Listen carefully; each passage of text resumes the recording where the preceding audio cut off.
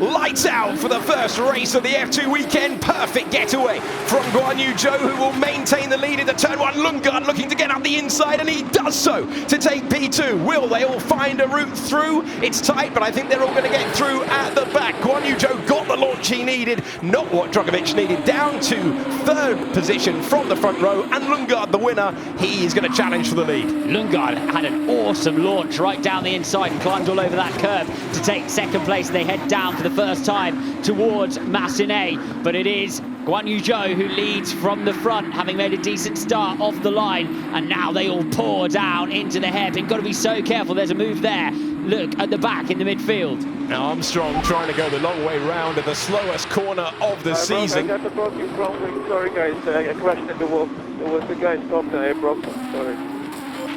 And this is a driver who desperately needed an upturn in form after a difficult Bahrain. He had the pace, but he's only 8th in the standings going into today. He's had another incident, and unless there's a safety car, that is his chance of points gone. This is the issue. He'll now have to continue, essentially, to see if he can get himself a decent grid slot, I would have thought, unless the car is absolutely undrivable.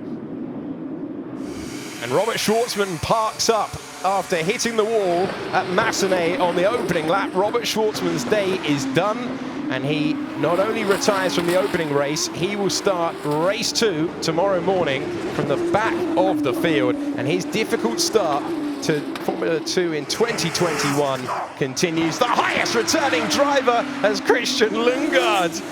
How hard is he pushing?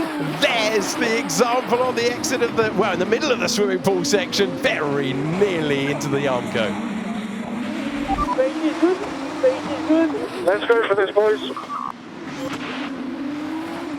Christian Lingard, he's dropped 3.1 seconds back, but that does not look healthy. Christian Lingard's place on the podium under threat here.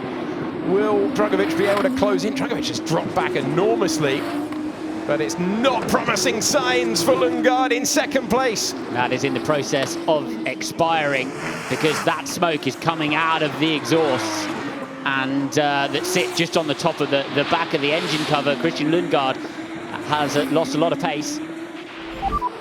Lingard's got a problem. Just he might be dropping stuff, so I don't know. We need to make sure that he's not dropping stuff.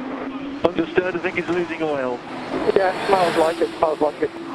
Meatball flag, please, says Dan Ticktum to the race director via his radio to the team.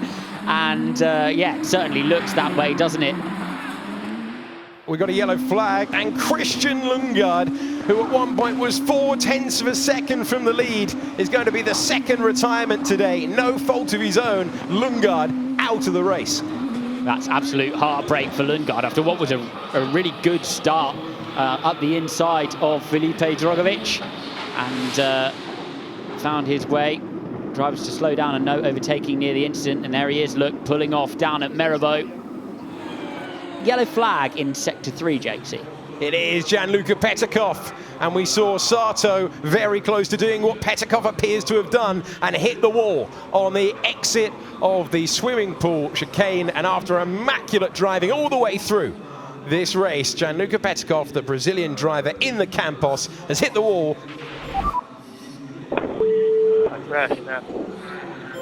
Full safety car now. Okay, full safety car, which changes the game somewhat. Taken a chunk of curb on the second part. Bang. Green flag is out, and the last couple of laps, it looks a good getaway for Guanyu Zhou, who appears to have judged that one really nicely. They'll be fighting for tyre temperature as we go back to racing under green flag conditions, but that is exactly what Guanyu Zhou would have wanted. Oh, it's a little bit wide for Nissany out of turn 1 as these two head down. That's Ticktum having a bit of a go. Yuri Vips down into Massenet, but nothing doing. Let's see if he can do anything down into Mirabeau. Vips under pressure, but defending. And Nissany was having to defend up the hill, but he did hang on to third as well. Maybe the move to the inside, the Nouvelle chicane, is always your best bet. Big old incident down in Saint-Devote. Yeah, and that appears to be Sato, who's gone off into the wall. That's why we've got the yellow flag there, and already the car is recovered. Amazing work from the marshals once again. Guanyu Zhou wins his second race in a row, and for the first time in Monaco, the Chinese driver wins. Guanyu Zhou takes the checkered flag and wins on the streets of Monte Carlo. It's a UNI Virtuosi 1-2. With Dragovic in second, and for the first time, Roy Nissany is going to climb onto a Formula 2 podium. It's a personal best for Ralph Boschung in fourth. And what was that to the line? Was that Armstrong getting to Ruvala on the line for reverse grid pole at the very end? Extraordinary. How aggressive were they going to be? It was well behaved, and Armstrong was saying, you know what, I'm just going to take it on the road. You're the winner in Monaco? Yes, guys. Thank you so much. Monaco, baby! The championship leader has extended his margin at the top, and he's the winner for the second race in a row. Guanyu Zhou on top in Monaco. And, his 50th race performance in a Formula 2 car nets him maximum points. Big advantage for Guanyu Zhou, who leads Lawson and Ruvala, and ticked him in fourth ahead of Piastri, then for sure.